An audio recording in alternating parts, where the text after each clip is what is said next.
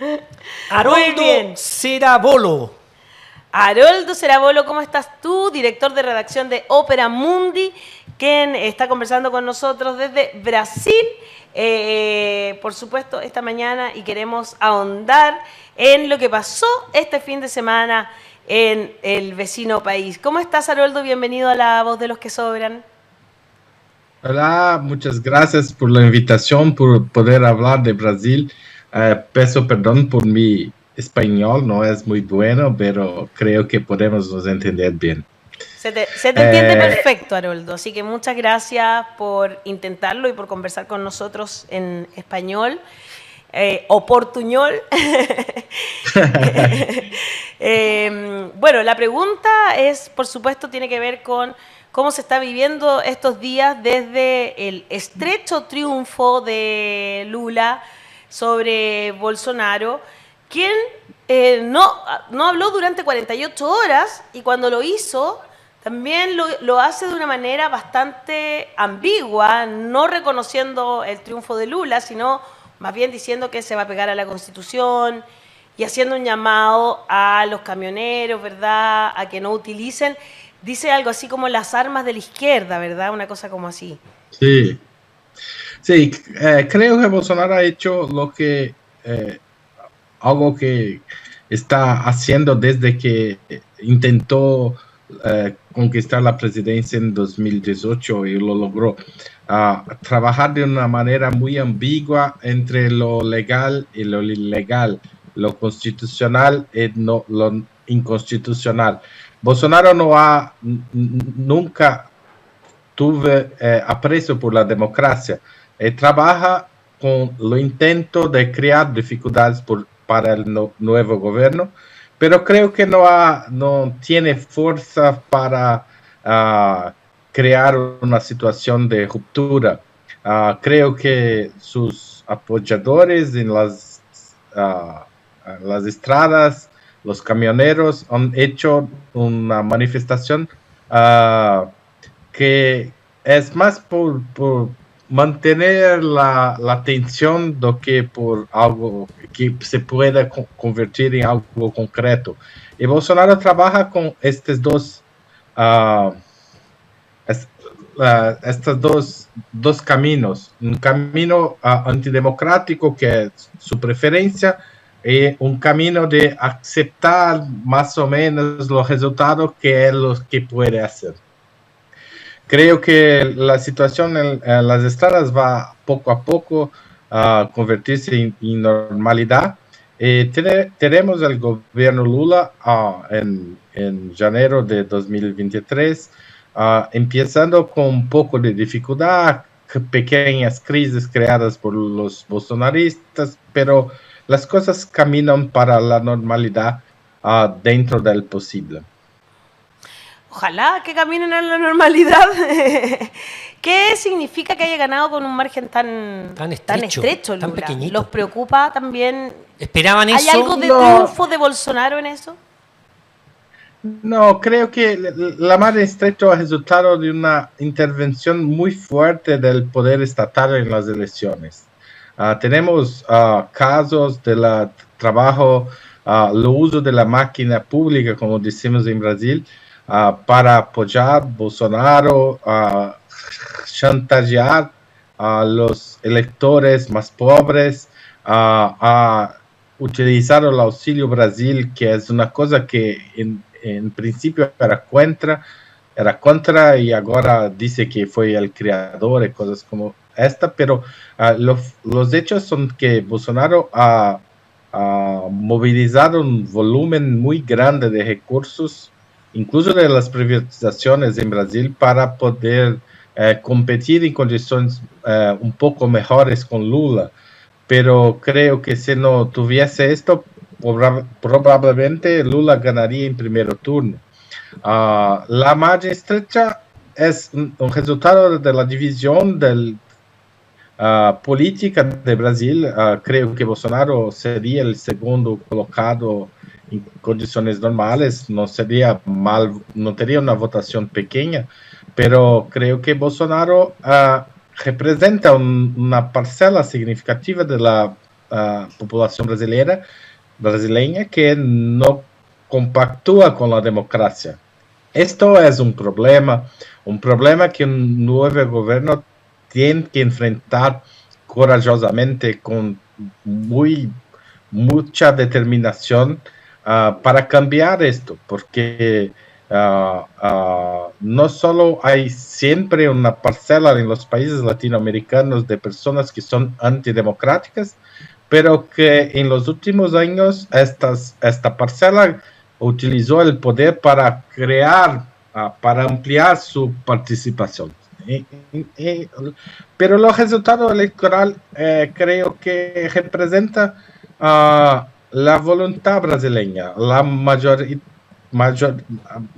parte de los brasileños quieren la democracia y el pueblo más pobre quiere la democracia porque con muchos problemas en los últimos 35, 40 años desde el fin de la dictadura militar, la vida ha cambiado para mejor, con problemas evidentemente, pero ha cambiado para mejor. Tenemos una salud pública más fuerte, la educación más universalizada, tenemos un salario mínimo mejor. Entonces, los pobres saben que la vida es mejor en la democracia.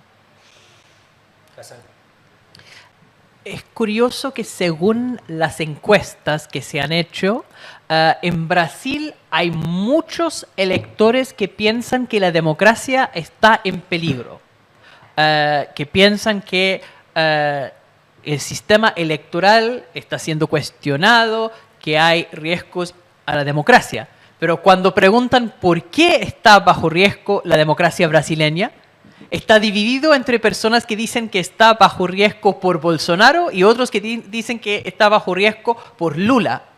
Entonces tenemos una polarización muy fuerte que parece mayor incluso que en 2018. Entonces, ¿cómo ves las posibilidades para el gobierno de Lula con este nuevo escenario de tanta polarización?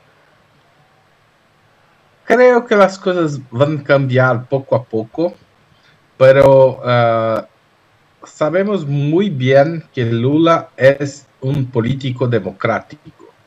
Sabemos por su trayectoria que empieza luchando contra la dictadura, utilizando medios muy democráticos de participación popular de los trabajadores, paralizaciones, greves, etc.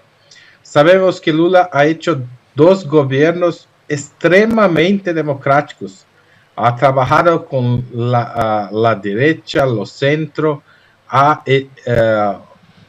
El Partido de Trabajadores ha ganado 5 de las últimas 6 elecciones presidenciales. Por tanto, y no ha ganado en 2018 porque Lula no pudo participar de las elecciones. Entonces tenemos una situación en que hay una fantasía de que Lula es antidemocrático que está creada por las redes sociales, por desinformación, por mentiras, etc. Que es una mentira que mucha gente lo cree y mucha gente piensa que hacer los otros creer en esto es bueno para su candidato, para la derecha, por las posiciones más reaccionarias.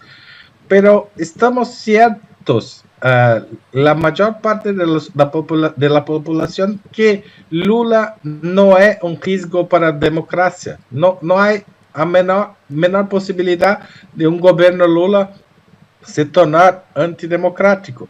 Y la Frente Amplia que ha construido, creo que es una de las frentes, es más amplia que la frente que ha combatido la dictadura. Lula agregó mucha gente de centro, incluso de derecha, que cree en la democracia, en las elecciones, en la participación del pueblo en la política. Entonces, creo que estamos viviendo un momento de transición. Tenemos 2 meses y la situación va a empezar a mejorar después que Bolsonaro no esté en el gobierno. Creo que Lula debe tener una agenda democrática para ampliar la democratización de las instituciones brasileñas para combater esta marea, este montoado de mentiras y falsificaciones históricas de los últimos años. Es muy difícil, pero creo que está claro para el Partido de los Trabajadores y para mucha gente que está en la Frente Amplia que tenemos que combater la extrema derecha como no lo hicimos após la dictadura. Esto es una lección de este tiempo. La lucha contra la dictadura en Brasil fue victoriosa, pero ha dejado de mexer en el pasado, trabajar con las cosas.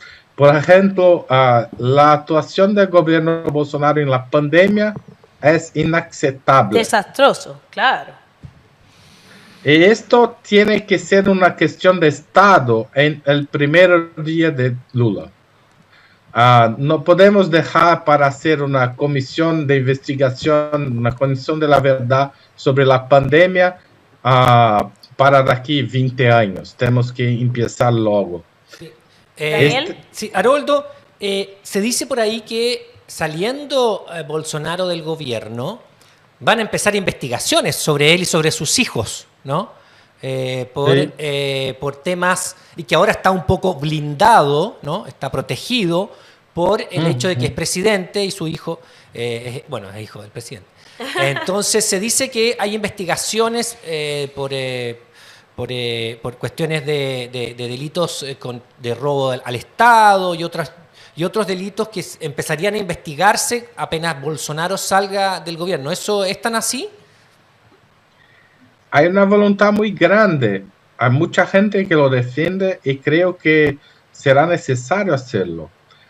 Bolsonaro no solo es... Hay muchas sospechas de...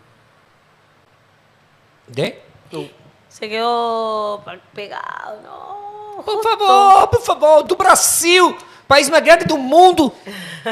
Y Fútbol, Pelé, una pregunta que me Garrincha. gustó mucho también, que la tengo aquí guardada, que la hizo Andrés Llenes a través de YouTube, que dice: ¿qué importancia le asigna al fanatismo religioso en el amplio resultado que obtuvo Bolsonaro?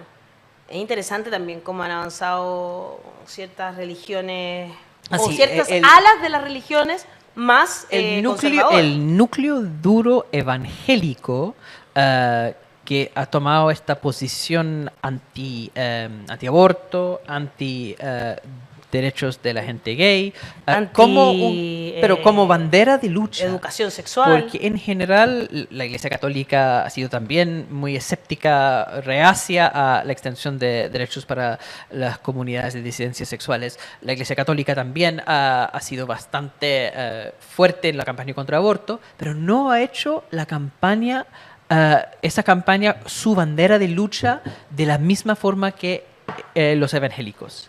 Los evangélicos han tomado esto, y es muy rara esta situación porque los evangélicos son una importación en América Latina, ¿cierto? Es un continente católico, sí.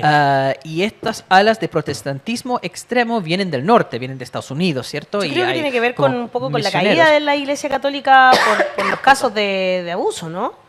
En parte de casos de abuso, también por su cercanía con las élites. Es muy curioso, ¿no? Es esa comparación que en Chile es dividido por clase. Entonces la clase alta es católica, la clase media atea y la clase baja evangélica. Es muy real que los evangélicos están muy presentes en las poblaciones. Lo que en Inglaterra es al revés, ¿no? Y en quienes Inglaterra no también... hay. Como no hay, si la élite inglesa es anglicana. Europa en general, pero particularmente el Reino Unido, es un país muy, pero muy secular. Ahí volvió. La religión no tiene peso. Ahí está. Haroldo, ahí está. Se nos fue otra vez. Ahí sí. Haroldo, te escuchamos y te vemos nuevamente. ¿De qué estuvimos hablando? Yo le estaba preguntando de esto que van a que van a abrir investigaciones. Sí. Sí, dale, Haroldo. Sí, claro. pienso que hay mucho que investigar sobre la actuación de Bolsonaro y sus hijos, su familia, incluso la primera dama, Michelle Bolsonaro. Creo que una de las tareas de Lula es retirar los obstáculos creados por Bolsonaro por las investigaciones. Bolsonaro ha cambiado tantas veces lo que sentiu necesario la dirección de la Policía Federal.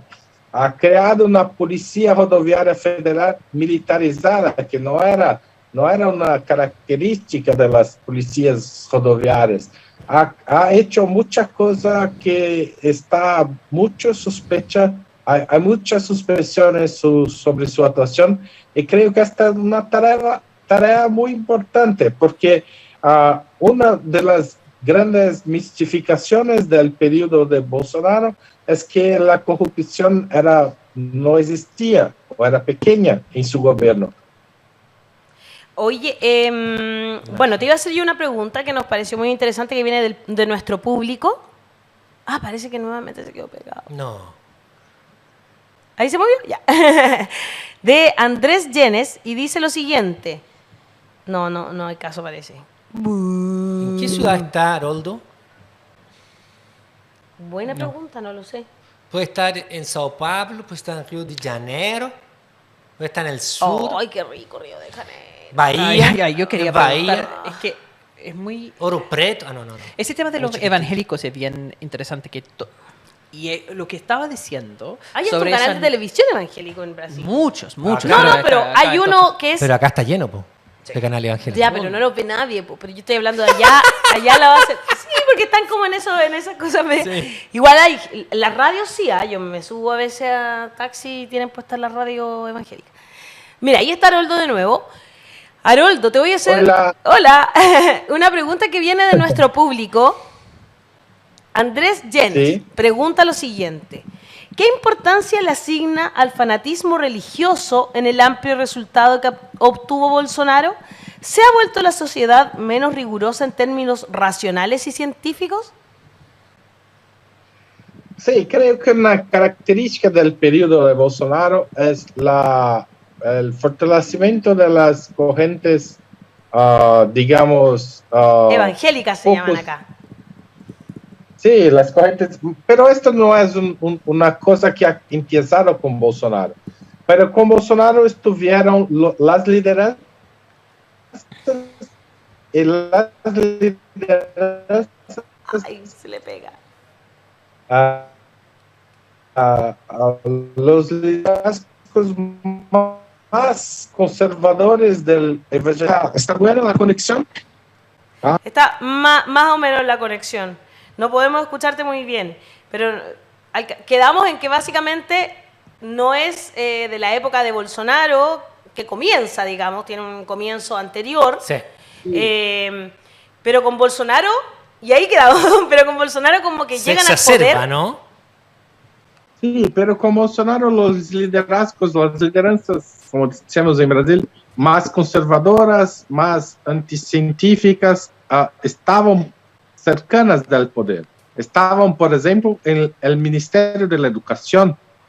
El Ministerio de la Educación, que siempre fue un ministerio muy importante en Brasil por la cantidad de estudiantes, por la población tan grande, la articulación de los estados, de municipios, las ciudades. En periodo Bolsonaro estuve incluso con pastores, pastores de instituciones que muchas veces defienden, por ejemplo, que el darwinismo no está cierto, que lo cierto es la historia de Adán y Eva. Entonces, literal. Qué terrible, man. Entonces, terrible. Entonces, tenemos este problema.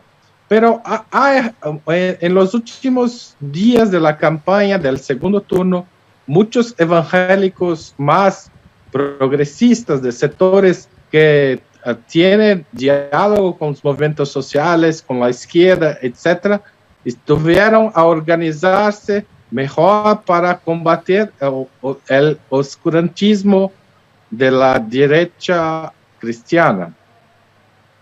Claro, es muy profundo lo que sucede. Acá, de hecho, llegan muchas de las teleseries que hace este canal evangélico que hay en... ¿Desde qué ciudad estás tú, Haroldo? No sabemos. ¿Desde qué ciudad estás? Estoy en São Paulo. São Paulo. Ah, Sao Paulo. Ya, muy bien. Vimos que la noche paulista se encendió con el triunfo de Lula. Mucha gente en las calles. Fue muy hermoso igual esa fiesta, ¿no? Sí, fue una gran fiesta. Estuve lá en la Avenida Paulista. Como dice, la quinta vez que estuve en la Paulista. Estuve en 2002, 2006, 2010, 2014 y 2018. Esta fue la vez que esta vuelta más gente estaba en la Avenida Paulista, en la victoria del Partido. Más que Lula primera vez y más que Qué Dilma. belleza, qué belleza. Además que se ve, es tanta gente, porque nosotros somos tan poquitos. Nosotros en Chile cabemos, no sé, cabemos en Río, cabemos en una ciudad de Brasil. Por supuesto. San Paulo, por supuesto que sí. Es Cabría cierto, todo bueno, Chile. justamente porque es un país... Perdón. No. Dale. En São Paulo hay una población muy grande. São Paulo es como un estado dentro de Brasil, la ciudad. En la ciudad de São Paulo, el Partido de los Trabajadores ha ganado las elecciones para presidencia y para el gobierno del estado. Perfecto. Pero en todo el estado ha ganado para gobernador el candidato de Bolsonaro, y Lula y Bolsonaro venceu, ganado de Lula en el estado. Pero en la ciudad, en las ciudades de la grande São Paulo, la victoria fue de Lula y de Fernando Haddad, ex candidato al gobierno. Quería preguntar... Entonces la fiesta fue grande porque hubo una victoria de la izquierda en la ciudad de São Paulo. Claro. Hassan. Quería preguntar por esa gran coalición que juntó a Lula contra Bolsonaro. Esa misma gran coalición que vemos que está celebrando o estaba celebrando en las calles de Sao Paulo.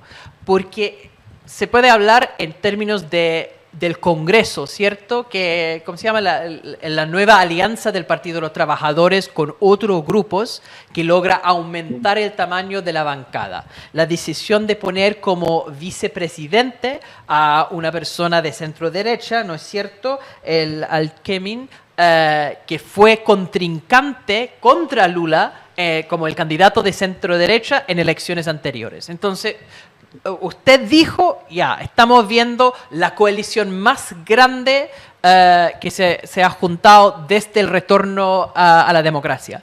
Pero Lula siempre ha puesto vicepresidentes de centro derecha. Eso fue su estrategia de antes, de Alencar, de Temer. Temer fue vicepresidente de Lula. Alencar antes, que había gente siempre más moderada desde el mundo empresarial en la coalición de Lula para generar gobernabilidad. Y en los tiempos de los primeros gobiernos del PT, tenían que negociar en el Congreso con una centro derecha mucho menos ideológica e extremista que hoy día, porque hoy día tienen que negociar con los bolsonaristas. Entonces quería preguntar, ¿cuán grande es esa nueva coalición? Cuando en realidad el PT y aliados en el Congreso tienen menos poder que en gobiernos anteriores. Si ahora tenemos una extrema derecha mucho más fuerte, se ve que esa coalición es más chica que antes, ¿o no? Más pequeña que antes, ¿o no? Sí, creo que la coalición se ha hecho por un primer momento por vencer el bolsonarismo. La grande alianza del segundo turno no es una alianza para el gobierno aún. Esto puede cambiar. Mucha gente puede entrar en el gobierno, participar y crear una mayoría parlamentaria. Esto es posible porque mismo que la derecha ha hecho muchos parlamentarios, hay fuerzas de derecha que han caminado con el bolsonarismo, mas que pueden abandonarlo. Entonces, todo hay muchas cosas que pueden cambiar de hoy hasta el inicio del gobierno. Claro, tenemos hoy una extrema derecha, especialmente en el Senado. El Senado de la República en Brasil contará con una bancada de extrema derecha de exministros de Bolsonaro, que es una novedad, que es un cambio realmente significativo. Pero para la situación de la Cámara, creo que debemos esperar un poco más, porque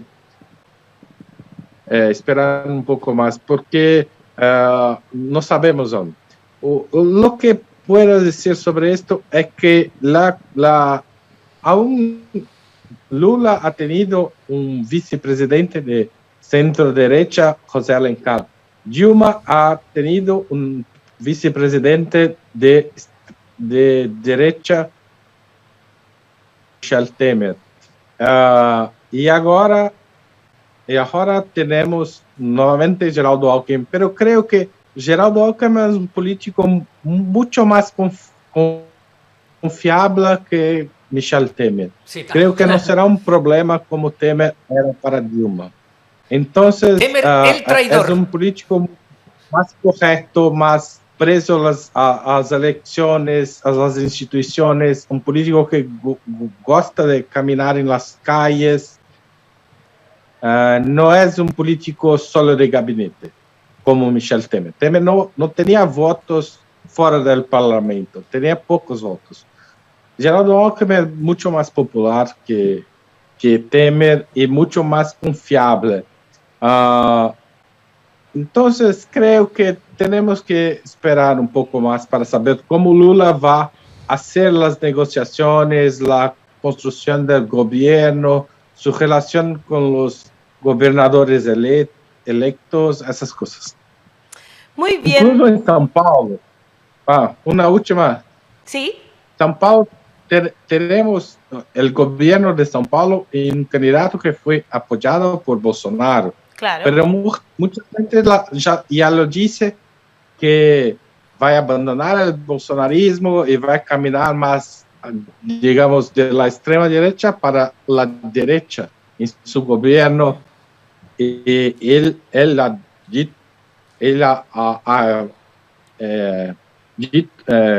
dice que Lula ha ganado las elecciones muy rápidamente, ha reconocido la victoria de Lula.